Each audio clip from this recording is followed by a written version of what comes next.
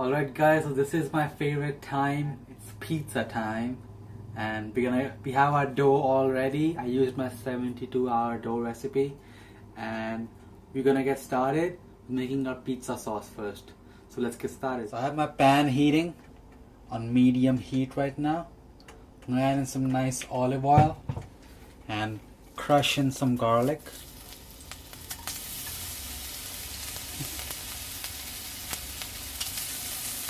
And I want it to be a bit spicy, so I'm going to add in some chili flakes. You can add as much or as little as you want. I'm going to quickly stir this around. And now I'm going to add in about a tablespoon of tomato paste.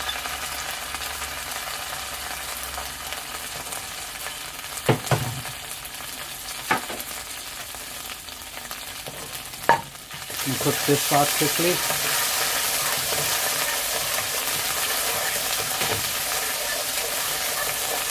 And now I will add in some crushed tomatoes. I'm going to stir this around now, and once it comes up to a simmer, I'm going to put some salt and some more of my seasonings. I've lowered my heat onto medium low now. I'm going to add in some salt,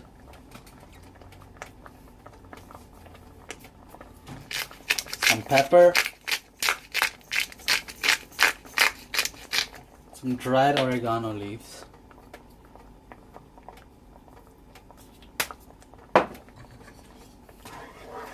I'm going to cook this out until the sauce is nice and thick. We don't want it to be watery. Let it simmer until you get the desired consistency.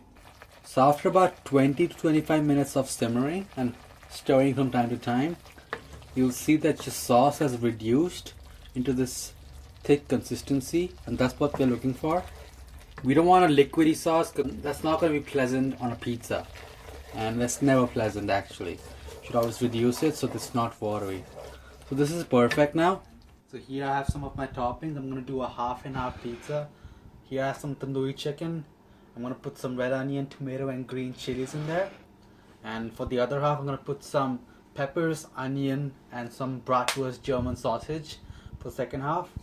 Now my sauce is here, and I made some garlic oil which I'll use to finish my pizza. Our dough is in our pan right now, and now we do transfer our dough from the pan onto a work surface. Now when we do this, we want to make sure we don't punch it down, we don't damage it at all. We want to transfer it as delicately as we can. And to help work with our dough, I made my dusting mixture. So in this bowl here, I have some of the flour that I used to make my dough, and I have equal parts of semolina, which kind of acts like ball bearings and helps to move the pizza around. So I have 75 grams of semolina and 75 grams of the flour. So now let's transfer our dough onto our work surface. Before we transfer our dough, we're going to put some of our dusting mixture onto a countertop here and leave the mixture in hand's reach. Now I'm going to use my dough scraper here. I'm going to try to delicately lift this and then put it front side facing down.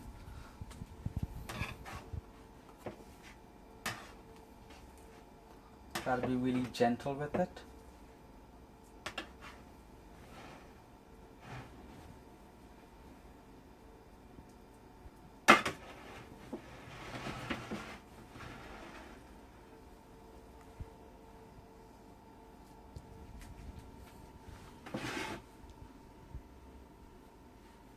And there it goes. The reason why you want to be so gentle with it and not deform the dough by beating it or kneading it again is the entire rise process. These gluten structures have developed into the dough, and if we knead it, if we beat it down, we're going to destroy all that, and that's what's going to bring flavor, and that's why we want to maintain that. Now we're going to put some more of our dusting mixture on top, and then gently put it back on the front side down. So you can see how soft, how supple it is. So now you want to shape our dough. So I'm going to start gently pressing on the outside.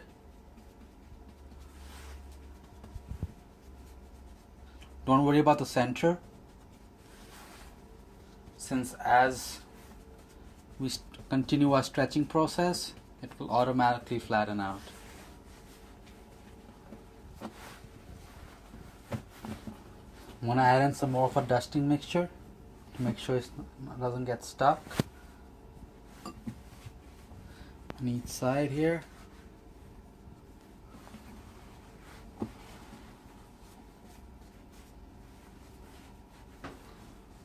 As you can see, it just easily, it doesn't even resist.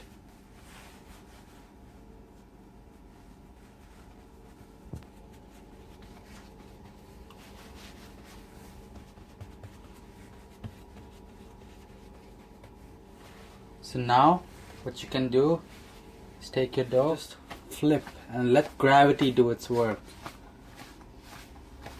Let this stretch out. Put it back on the counter and maintain the rim and just stretch it out like this.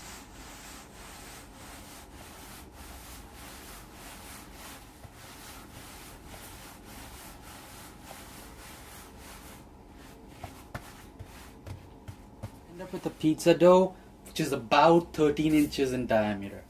I have my pizza peel set up here. I'm going to put some more of the dusting mixture on here. This will help prevent it from sticking when we try to transfer it onto our stone.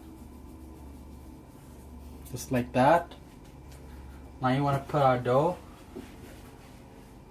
onto our peel here.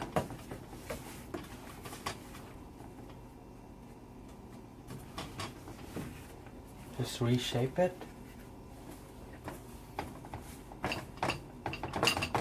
There you go. Give it some nice tucks. Make sure there's no spots where it's stuck.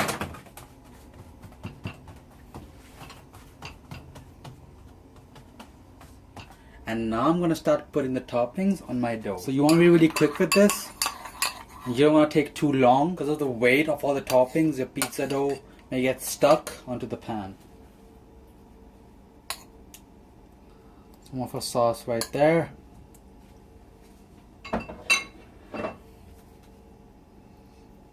Spread that out evenly. Go almost all the way until the rim. I tend to like when sometimes the sauce is on the edge and tends to like caramelize and burn. I tend to like that flavor. So I'm going to put in my cheese. I like to use whole milk mozzarella. Try to find that if you can. Otherwise use whatever cheese you like. You can even use part skim mozzarella if that's all you can find. So now I'm going to start putting in my toppings. I'm going to imagine a half and put my peppers.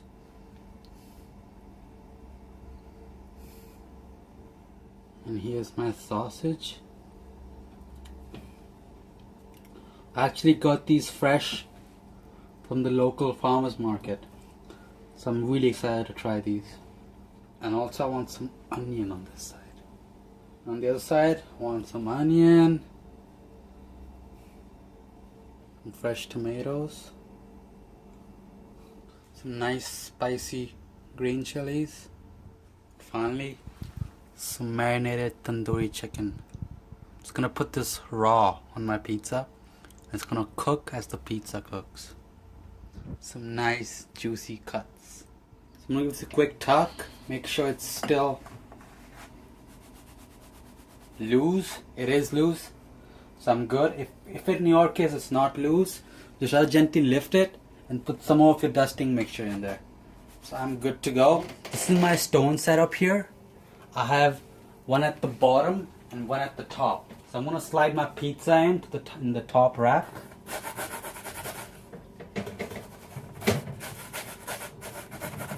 So use a push and pull motion, and just if you have time, just look at the shape of your dough, and if in case it has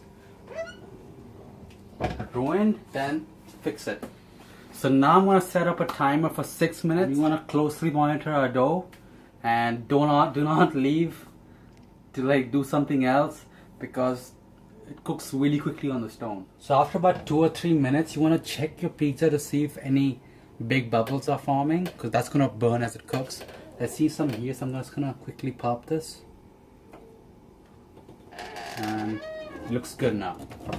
So my timer is at 3 minutes right now, and after that we're going to take our pizza, rotate it 180, and put that on a second stone. Why we are using 2 stones is the other one that we're not using is dry right now. It's really hot, and the other one, since we've put something on it, it's cooling down. So transferring this onto another stone, which is piping hot, will help to create that really nice crust and create that pizzeria effect. I'm gonna take my pizza out onto my peel.